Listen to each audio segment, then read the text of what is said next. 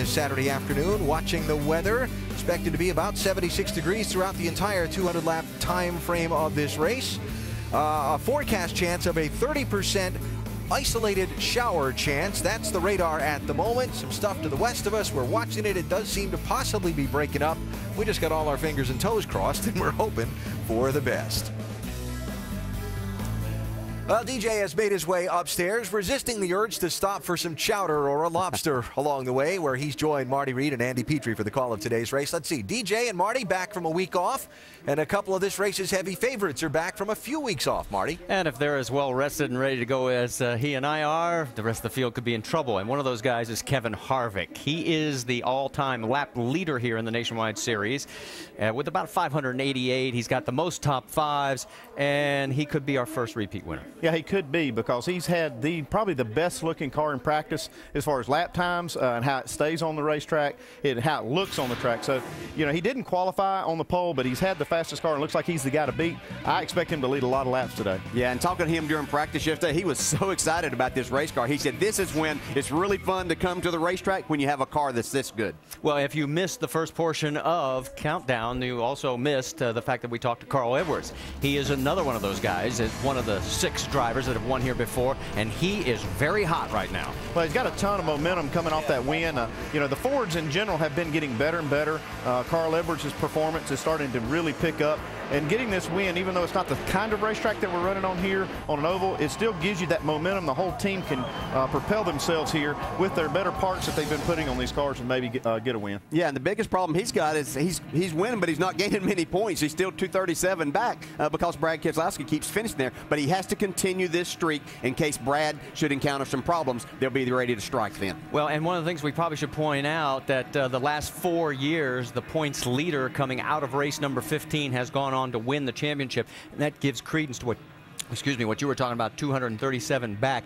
He's got to keep chipping away at this points lead, and Keselowski's still right up there. Yeah, well, you just have to keep that pressure on, you know, keep bleeding laps, let them know that you're there and you're not going away. This thing will close up and we'll have a real battle for this points championship. All right, as we said, Alan pointed out, we've got our fingers and toes crossed that we get this race in, but lap 100 makes it official. Let's find out as we get this one started. Ladies and gentlemen, please direct your attention to pit road and welcome today's co-grand marshals, Hampshire Motor Speedway suite holders and longtime supporters from E.J. Prescott Incorporated, Peter and Stephen Prescott, as they deliver the most famous words in motorsport. Drivers, start your engines!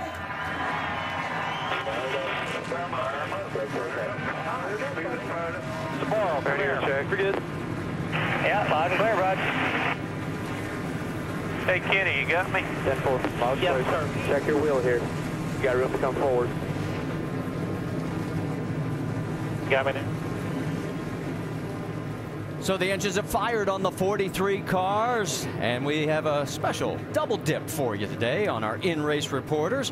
One of them will be in the number 7, Danica Patrick. We'll be able to talk to her. There she is from our point of view at looking back at the driver. And also Carl Edwards, as he is coming off back-to-back second-place finishes and then a win last week. So our 2 in-race reporters, Danica and Carl Edwards, we'll talk to both of them when we come back and get this race under green here at New Hampshire.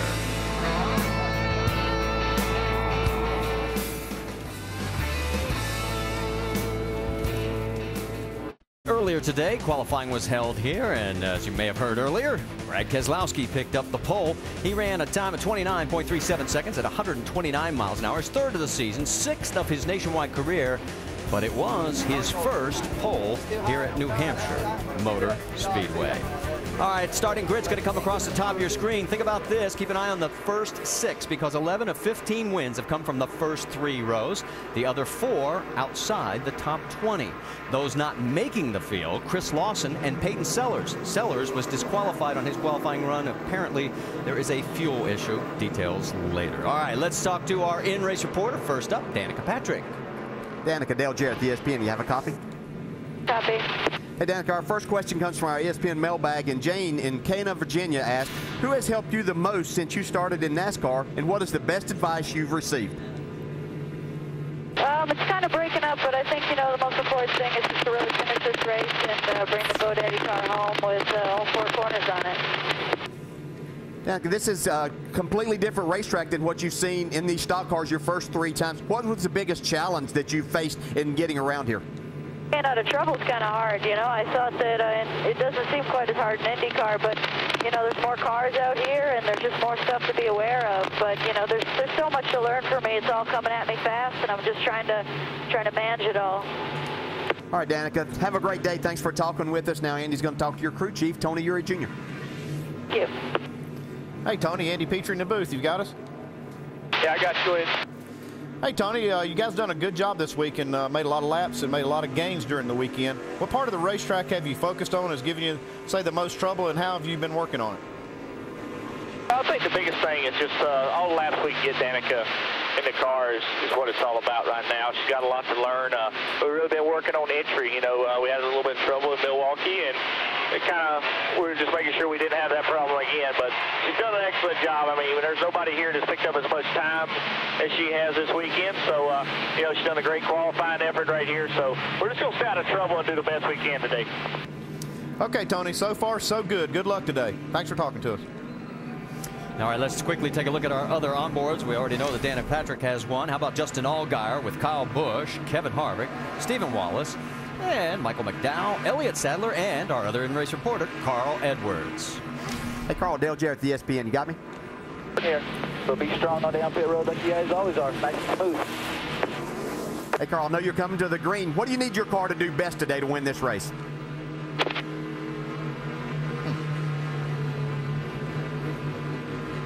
I don't think he heard us, but DJ's not going to talk to us. Well, we tried, Carl, but it's too late now because we are going to be going green here. Here is the race analysis. We're going to go for 200 laps around this 1-mile circuit at New Hampshire Motor Speedway. Pit road speed is 45 miles an hour. Don't get busted. It costs you a lot. The pit window, 75 to 80 laps in those corners. 7 degrees, the most banking. To give you an idea, the Indianapolis Motor Speedway is just 9 degrees in banking. Pace car has pulled down, and it is Brad Keselowski bringing him to the green flag here on race number 16 at New Hampshire Motor Speedway, and it is green.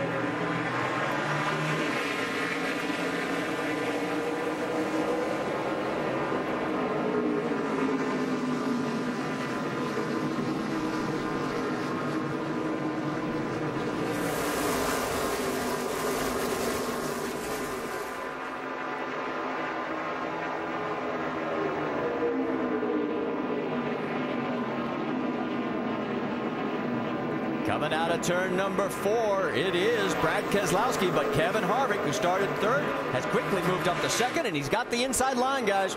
Yeah, this is a difficult place to get your car going on cold tires, air pressure's down. This flat racing surface makes it very difficult, especially on the exit of the corner. See, Harvick goes up the side, but he's having a hard time putting the throttle all the way down.